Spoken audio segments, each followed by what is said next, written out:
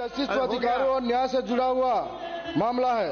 राजस्थान के अनुसूचित क्षेत्र से जिसे संविधान ने आदिवासी समाज की संस्कृति आर्थिक सामाजिक सुरक्षा के लिए आरक्षित किया है, वह आज तक एक बड़ा अन्याय हो रहा है। वनाधिकार अधिनियम 2006 और संविधान की 5वीं अनुसूची में आदिवासी को जल, जंगल और जमीन के अधिकार दिए गए हैं। ये वो आदिवासी हैं जो जंगलों में रहते हैं, अपने पुरखों की विरासत को बचा के रखते हैं और आज तक उनके साथ में रहते आए हुए, पेड़ों को पूजते हैं, पर्वतों को भगवान मानते हैं। ऐसे में उन आदिवासियों के साथ में सबसे बड़ा संवैधानिक धोखा हो रहा है। खनन के नाम पर गैर आदिवासी को और गैर सरकारी संस्थाओं को वहां पर पट्टे दिए जाते हैं। यहाँ पर मैं ये पूछना चाहता हूं कि सवाल ये उठता है कि एक देश, एक राज्य, एक संविधान है, तो आदिवासियों के साथ में दोहरा व्यवहार क्यों?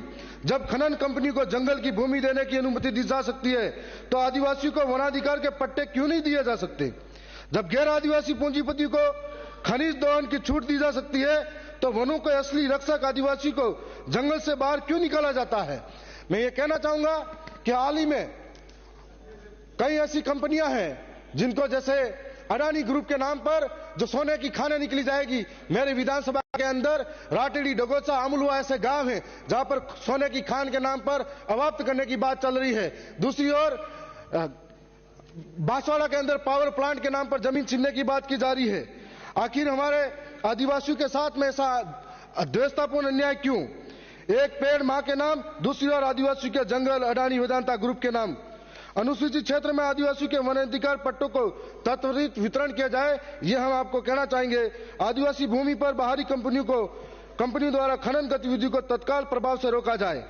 मैं साथ साथ में यह भी कहना चाहूंगा, राजस्थान में आदिवासी क्षेत्रों में जंगल सदियों से वहां निवास करने वाले आदिवासी आजीविका चलाते हैं।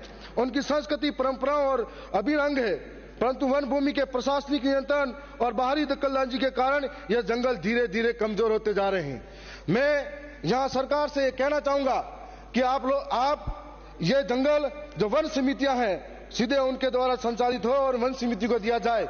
और आप यदि 10 साल के लिए वन समिति के नाम पर इन आदिवासियों को अगर जंगल की सुरक्षा देते हो, हम गारंटी लेते हैं कि 10 साल के अंदर सारे जंगलों को हरा भरा कर देंगे। और 10 साल में यदि हरा भरा नहीं होता है तो आप ये जंगल वापस ले लीजिए, यह आपको कहना चाह रहे हैं। मैं ये भी कहना चाहूंगा कि आदिवासी समुदायों को आर्थिक रूप से आत्मनिर्भर बनाने, जलवायु परिवर्तन से लड़ने और जैव विविधता संरक्षण को प्रोत्साहित करने में सहायक होगा।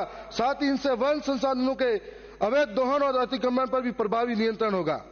मैं साथ साथ में एक और महत्वपूर्ण जरूरी बात करना चाहूंगा कि हमारे एक महत्वपूर्ण आस्था से जुड़ी हुई मांग को उठाना चाहता हूं। यह मांग केवल भूमि से जुड़ी नहीं है, बल्कि हमारे आदिवासी समुदाय की सांस्कृतिक पहचान, परंपराओं और आध्यात्मिक आस्थाओं से जुड़ी हुई है। मैं ये कहना चाहूंगा कि आदिवासी क्षेत्र में आदिवासियों का सबसे बड़ा पवित्र स्थल बैंड का टापू है, जहां हजारों साल से आदिवासी समुदाय के लोग माघ पूर्णिमा को अपने पूर्वजों की अस्थियां विसर्जन करने आते हैं। साथ साथ में फूल पदाने, बाल, नाखून, हड्डी, राख विसर्जन करने आते हैं। वहां पर आदिवासियों के नाम पर सब कुछ नहीं है, वहां पर अन्य लोगों के नाम पर जमीनें दी जाती हैं, जमीनें अलर्ट कर दी जाती हैं। तो आदिवासी आस्था के साथ में बड़ा गहरी चोट है। और मैं ये कहना चाहूंगा कि हमारी इस सदन के माध्यम से मांग है कि जो हमारा आस्था का केंद्र है बैंड का टापू, इसमें 80% जमीन आदिवासी को प्रकृति पूजा स्थल विकसित करने के नाम पर दी जाए। मैं यह भी कहना चाहूंगा कि इस भूमि पर आदिवासियों की धार्मिक मान्यता के अनुसार सांस्कृतिक केंद्र, पूजा स्थल, पारंपरिक वन संरक्षण क्षेत्र और सामाजिक अनुष्ठानों के लिए स्थान विकसित किया जाए। गैर आदिवासियों को बैंड का टापू में दी गई भूमि को पुनः समीक्षा की जाए और यदि कोई भूमि अतिक्रमण में पाई जाती है तो उसे मुक्ति कराकर आदिवासी समाज को सौंपा जाए। मैं इस दौरान यह भी कहूंगा कि हाल ही में राजस्थान सरकार ने 2024 के बजट घोषणा में यह बात भी कही थी कि प्रदेश में 3 नवीन महिला बटालियन खोली जानी प्रस्तावित है।